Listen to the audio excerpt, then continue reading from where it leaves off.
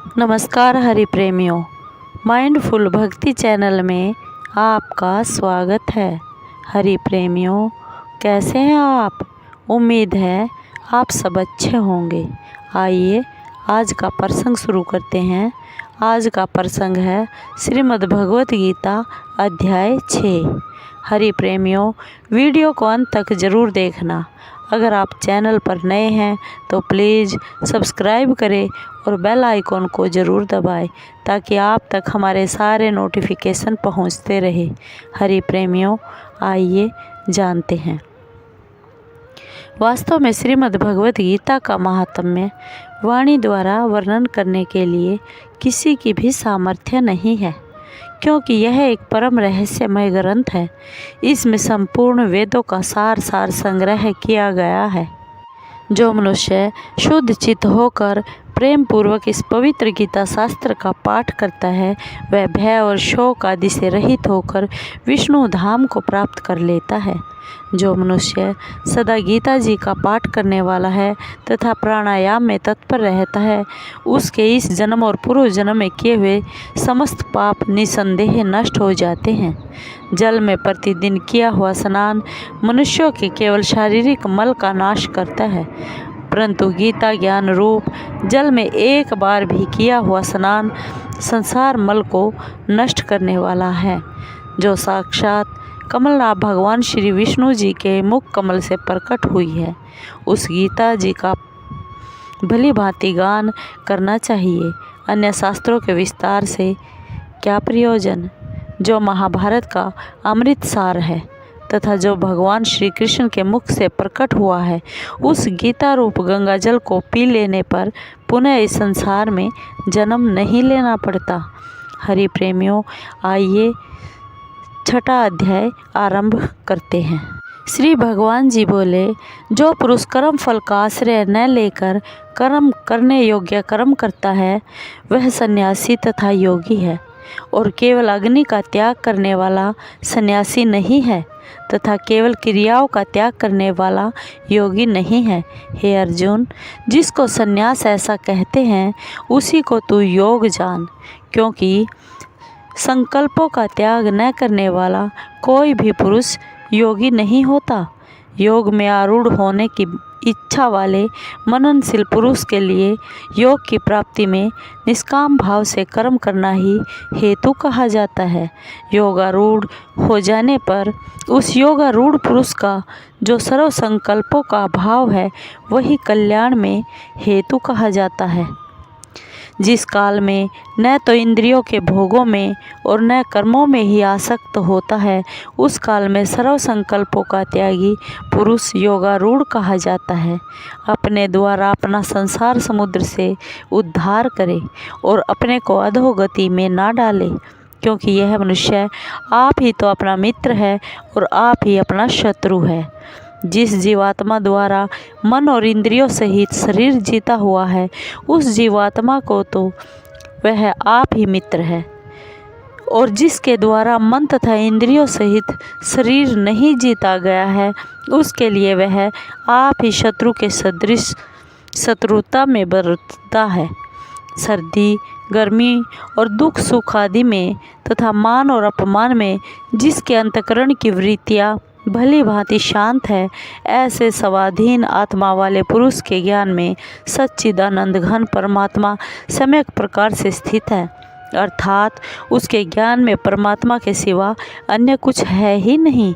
जिसका अंतःकरण ज्ञान विज्ञान से तृप्त है, जिसकी स्थिति विकार रहित है, जिसकी इंद्रियां भली भांति जीती हुई है और जिसके लिए मिट्टी पत्थर और स्वर्ण समान है, वह योगी युक्त अर्थात भगवत प्राप्त है, ऐसे कहा जाता है। सुहृद, मित्र, वैरी, उदासीन, मध्यस्थ, द्वेष्य और बंधुगणों में, धर्मात्माओं में और पापियों में भी समान भाव रखने वाला अत्यंत श्रेष्ठ है। मन और इंद्रियों सहित शरीर को वश में रखने वाला, आशा रहित और संग्रह रहित योगी अकेला ही एकांत स्थान में स्थित होकर आत्मा को निरंतर परमात्मा में लगावे। शुद्ध भूमि में, जिसके ऊपर क्रमशः कुशा, मृगछाला और वस्त्र बिछे हैं, जो न बहुत ऊंचा हो न बहुत नीचा, ऐसे अपने आसन को स्थिर स्थापन करके उस आसन पर बैठकर चित्त और इंद्रियों की क्रियाओं को वश में रखते हुए मन को एकाग्र करके अंतःकरण की शुद्धि के लिए योग का अभ्यास करें। काया सिर और गले के समान एवं अचल धारण करके और स्थिर होकर अपनी नासिका के अग्र भाग पर दृष्टि जमाकर अन्य दिशाओं को न देखता हुआ ब्रह्मचारी के व्रत में स्थित भय रहित तथा भली भांति शांत अंतःकरण वाला सावधान योगी मन को रोककर मुझ में चित्त वाला और मेरे प्राण होकर स्थित होवे। वश में किए हुए मन वाला योगी इस प्रकार आत्मा को निरंतर मुझ परमेश्वर के स्वरूप में लगाता हुआ मुझ में रहने वाली परमानंद की पराकाष्ठा रूप शांति को प्राप्त होता है। हे अर्जुन, यह योग न तो बहुत खाने वाले का, न बिल्कुल ना खाने वाले का, न बहुत सोने वाले का और न ही सदा जागने वाले का ही सिद्ध होता है। दुखों का नाश करने वाला योग तो यथा योग्य आहार विहार करने वाले का, कर्मों में यथा योग्य चेष्टा करने वाले का और यथा योग्य सोने तथा जागने वाले का ही सिद्ध होता है। अत्यंत वश में किया हुआ चित्त जिस काल में परमात्मा में ही भली भांति स्थित हो जाता है, उस काल में संपूर्ण भोगों से सप्रीहा रहित पुरुष योग युक्त है, ऐसा कहा जाता है। जिस प्रकार वायु रहित स्थान में स्थित दीपक चलायमान नहीं होता, वैसी ही उपमा परमात्मा के ध्यान में लगे हुए योगी के जीते हुए चित्त की कही गई है। योग के अभ्यास से निरुद्ध चित्त जिस अवस्था में उपराम हो जाता है और जिस अवस्था में परमात्मा के ध्यान से शुद्ध हुई सूक्ष्म बुद्धि द्वारा परमात्मा को साक्षात्कार करता हुआ सच्चिदानंद घन परमात्मा में ही संतुष्ट रहता है, इंद्रियों से अतीत केवल शुद्ध हुई सूक्ष्म बुद्धि द्वारा ग्रहण करने योग्य जो अनंत आनंद है, उसको जिस अवस्था में अनुभव करता है और जिस अवस्था में स्थित यह योगी परमात्मा के स्वरूप से विचलित होता ही नहीं, परमात्मा की प्राप्ति रूप जिस लाभ को प्राप्त होकर उससे अधिक दूसरा कुछ भी लाभ नहीं मानता और परमात्मा प्राप्ति रूप जिस अवस्था में स्थित योगी बड़े भारी दुख से भी चलायमान नहीं होता, जो दुख रूप संसार के संयोग से रहित है तथा जिसका नाम योग है, उसको जानना चाहिए। वह योग न उकताए हुए अर्थात धैर्य और उत्साह युक्त चित्त से निश्चय पूर्वक करना कर्तव्य है। संकल्प से उत्पन्न होने वाली संपूर्ण कामनाओं को निशेष रूप से त्याग कर और मन के द्वारा इंद्रियों के समुदाय को सभी ओर से भली भांति रोक कर कर्म से अभ्यास करता हुआ उपरति को प्राप्त हो तथा धैर्य युक्त बुद्धि के द्वारा मन को परमात्मा में स्थित करके परमात्मा के सिवा और कुछ भी चिंतन न करे। यह स्थिर न रहने वाला और चंचल मन जिस शब्दादि विषय के निमित्त से संसार में विचरता है, उस विषय से रोक कर यानी हटाकर इसे बार बार परमात्मा में ही निरुद्ध करे। क्योंकि जिसका मन भली भांति शांत है, जो पाप से रहित है और जिसका रजोगुण शांत हो गया है, ऐसे इस सच्चिदानंद घन ब्रह्म के साथ एक ही भाव हुए योगी को उत्तम आनंद प्राप्त होता है।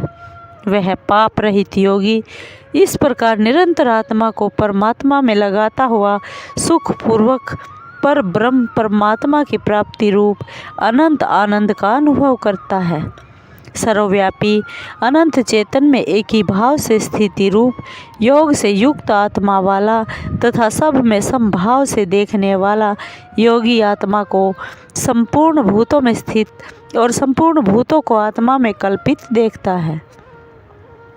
जो पुरुष संपूर्ण भूतों में सबके आत्म रूप मुझ वासुदेव को ही व्यापक देखता है और संपूर्ण भूतों को मुझ वासुदेव के अंतर्गत देखता है, उसके लिए मैं अदृश्य नहीं होता और वह मेरे लिए अदृश्य नहीं होता। जो पुरुष एक ही भाव में स्थित होकर संपूर्ण भूतों में आत्म रूप से स्थित मुझ सच्चिदानंद घन वासुदेव को भजता है, वह योगी सब प्रकार से बरतता हुआ भी मुझ में ही बरतता है। हे अर्जुन, जो योगी अपनी भांति संपूर्ण भूतों में सम देखता है और सुख अथवा दुख को भी सब में सम देखता है, वह योगी परम श्रेष्ठ माना गया है। अर्जुन बोले, हे मधुसूदन, जो यह योग आपने समभाव से कहा है, मन के चंचल होने से मैं इसकी नित्य स्थिति को नहीं देखता हूँ, क्योंकि हे श्री कृष्ण, यह मन बड़ा चंचल है, पर मथन स्वभाव वाला, बड़ा दृढ़ और बलवान है। इसलिए उसका वश में करना मैं वायु को रोकने की भांति अत्यंत दुष्कर मानता हूँ। श्री भगवान बोले, हे महाबाहो, निसंदेह मन चंचल और कठिनता से वश में होने वाला है, परंतु हे कुंती पुत्र अर्जुन, यह अभ्यास और वैराग्य से वश में होता है।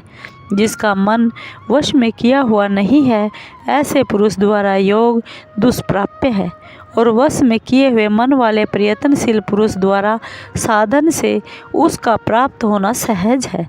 यह मेरा मत है। अर्जुन बोले, हे श्री कृष्ण, जो योग में श्रद्धा रखने वाला है किंतु संयमी नहीं है, इस कारण जिसका मन अंत काल में योग से विचलित हो गया है, ऐसा साधक योग की सिद्धि को अर्थात भगवत साक्षात्कार को न प्राप्त होकर किस गति को प्राप्त होता है। हे महाबाहो, क्या वह भगवत प्राप्ति के मार्ग में मोहित और आश्रय रहित पुरुष छिन्न भिन्न बादल की भांति दोनों ओर से भ्रष्ट होकर नष्ट तो नहीं हो जाता? भगवान बोले, अर्जुन बोले, हे श्री कृष्ण, मेरे इस संशय को संपूर्ण रूप से छेदन करने के लिए आप ही योग्य हैं, क्योंकि आपके सिवा दूसरा इस संशय का छेदन करने वाला मिलना असंभव है। श्री भगवान बोले, हे पार्थ, उस पुरुष का न तो इस लोक में नाश होता है और न परलोक में ही, क्योंकि हे प्यारे, आत्मोद्धार के लिए अर्थात भगवत प्राप्ति के लिए कर्म करने वाला कोई भी मनुष्य दुर्गति को प्राप्त नहीं होता। योग भ्रष्ट पुरुष पुण्यवानों के लोकों को अर्थात स्वर्ग आदि उत्तम लोकों को प्राप्त होकर उनमें बहुत वर्षों तक निवास करके फिर शुद्ध आचरण वाले श्रीमान पुरुषों के घर में जन्म लेता है, अथवा वैराग्यवान पुरुष उन लोकों में ना जाकर ज्ञानवान योगियों के ही कुल में जन्म लेता है। परंतु इस प्रकार का जो यह जन्म है, सो संसार में निसंदेह अत्यंत दुर्लभ है। वहाँ उस पहले शरीर में संग्रह किए हुए बुद्धि संयोग को अर्थात समबुद्धि रूप योग के संस्कारों को अनायास ही प्राप्त हो जाता है। हे कुरुनंदन, उसके प्रभाव से वह फिर परमात्मा की प्राप्ति रूप सिद्धि के लिए पहले से भी बढ़कर प्रयत्न करता है। वह श्रीमानों के घर में जन्म लेने वाला योग भ्रष्ट पराधीन हुआ भी उस पहले के अभ्यास से ही निसंदेह भगवान की ओर आकर्षित किया जाता है, तथा समबुद्धि रूप योग का जिज्ञासु भी वेद में कहे हुए सकाम कर्मों के फल को उल्लंघन कर जाता है। परंतु प्रयत्न पूर्वक अभ्यास करने वाला योगी तो पिछले अनेक जन्मों के संस्कार बल से इसी जन्म में संसिद्ध होकर संपूर्ण पापों से रहित हो फिर तत्काल ही परम गति को प्राप्त हो जाता है। योगी तपस्वियों से श्रेष्ठ है, ज्ञान शास्त्रियों से भी श्रेष्ठ माना गया है, और सकाम कर्म करने वालों से भी योगी श्रेष्ठ है। इसे हे अर्जुन, तू योगी हो। संपूर्ण योगियों में भी जो श्रद्धावान योगी मुझ में लगे हुए हैं, अंतरात्मा से मुझ को निरंतर भजता है, वह योगी मुझे परम श्रेष्ठ मान्य है। हरि प्रेमियों, 6वां अध्याय समाप्त हुआ। हरि प्रेमियों, आपको ये वीडियो कैसी लगी? अगर आपको वीडियो अच्छी लगी हो तो प्लीज़ लाइक कीजिए, शेयर कीजिए और सब्सक्राइब ज़रूर कीजिए, कमेंट कीजिए। धन्यवाद।